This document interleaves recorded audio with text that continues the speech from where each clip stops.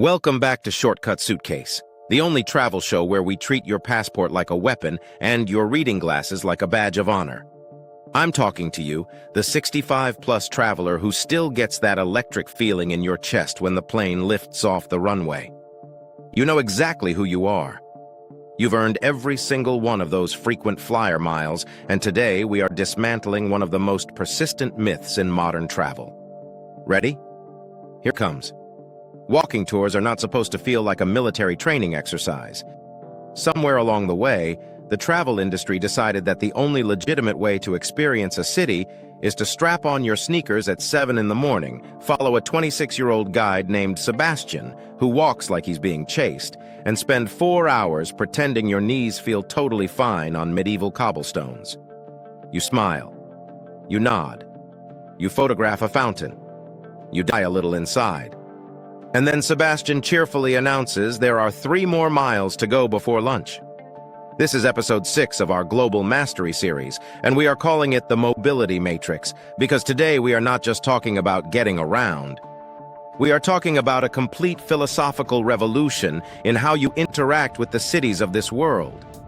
And trust me, by the end of this video, you are going to look at that hop-on, hop-off bus stop with completely new eyes.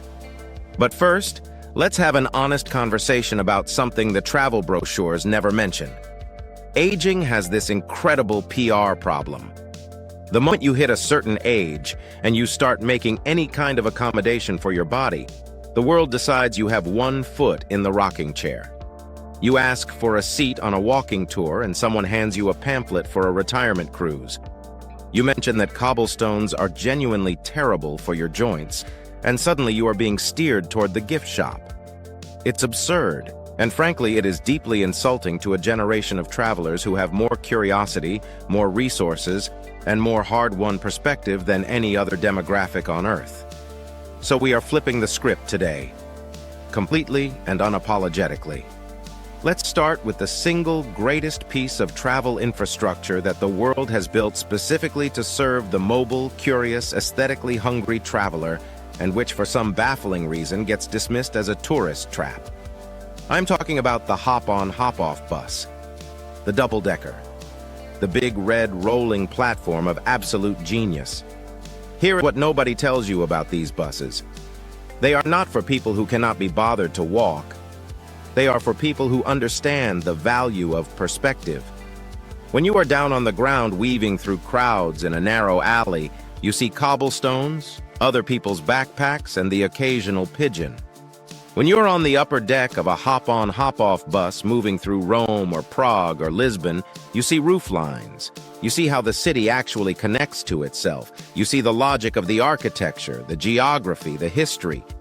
You are getting a geographic education that the ground-level walking tour simply cannot provide. Think of it as the difference between reading a book 1 word at a time through a keyhole versus actually opening the cover. And here is the truly brilliant part that most people miss entirely. The hop-on, hop-off is not a passive experience. It is a strategic reconnaissance mission. You ride the full loop first. Just ride it. Take notes, take photos, take mental notes about which neighborhoods make your pulse quicken. And then you get off. Selectively. You hop off at the place that genuinely calls to you. You spend exactly as much time there as your body and your spirit want, and then you hop back on and continue. You are not keeping pace with Sebastian. You are keeping pace with yourself. This is what we call the view from above strategy, and it is one of the most empowering travel frameworks we have ever featured on this show.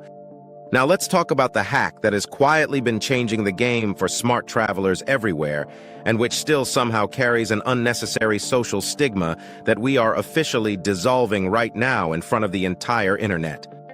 The carbon fiber walking stick. Not a cane. Not an old person's cane. A carbon fiber trekking pole. A precision-engineered aerospace-grade mobility tool that weighing almost nothing and yet can bear a significant portion of your body weight on uneven terrain. These things are used by elite hikers in the Swiss Alps. They are used by ultra-marathon runners during training. They are designed with ergonomic grips and shock-absorbing technology that would make a Formula One engineer nod approvingly. And when you walk into a European train station with one of these in your hand, something remarkable happens. You get priority boarding.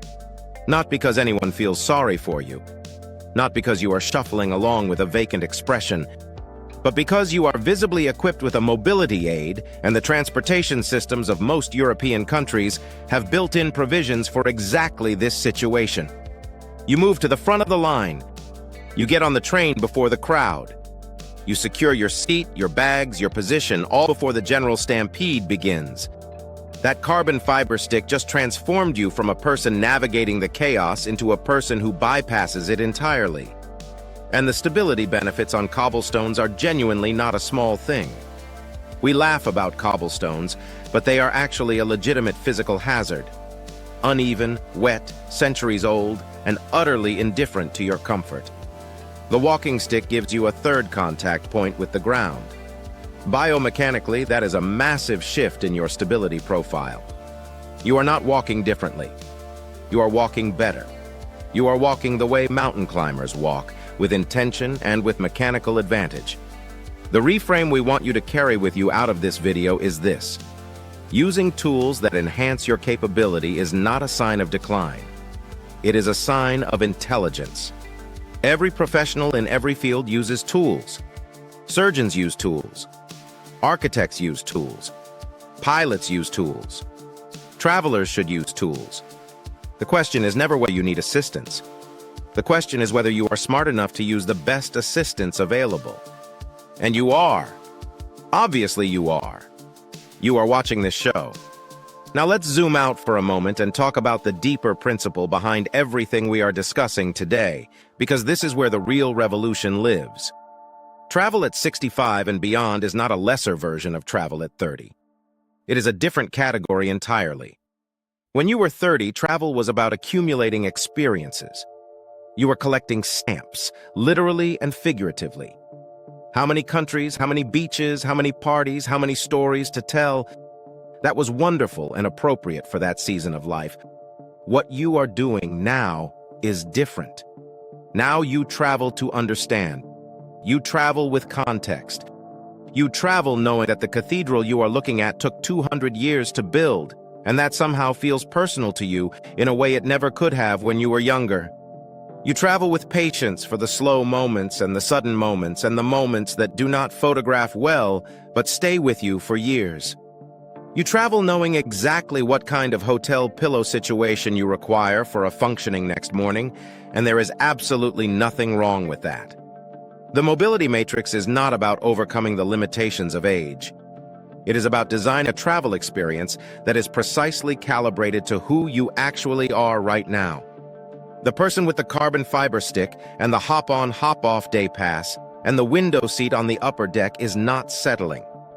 That person is optimizing.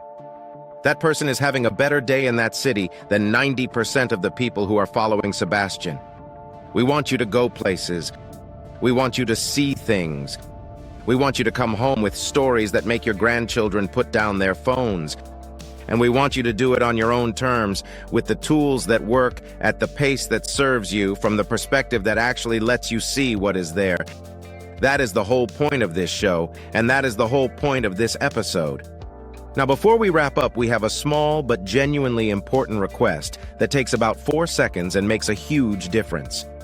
If this video gave you something useful, something that shifted your thinking or made you feel seen as a traveler, please hit that like button right now. Subscribe to the channel if you have not already, because we are releasing new episodes in this Global Mastery series, and you do not want to miss what is coming. And share this with someone you know who deserves to hear it. A friend, a travel partner, someone who needs permission to use the walking stick and take the bus and own every single minute of the adventure. We will see you in the next episode. Bag is packed. Stick is ready. Bus is waiting.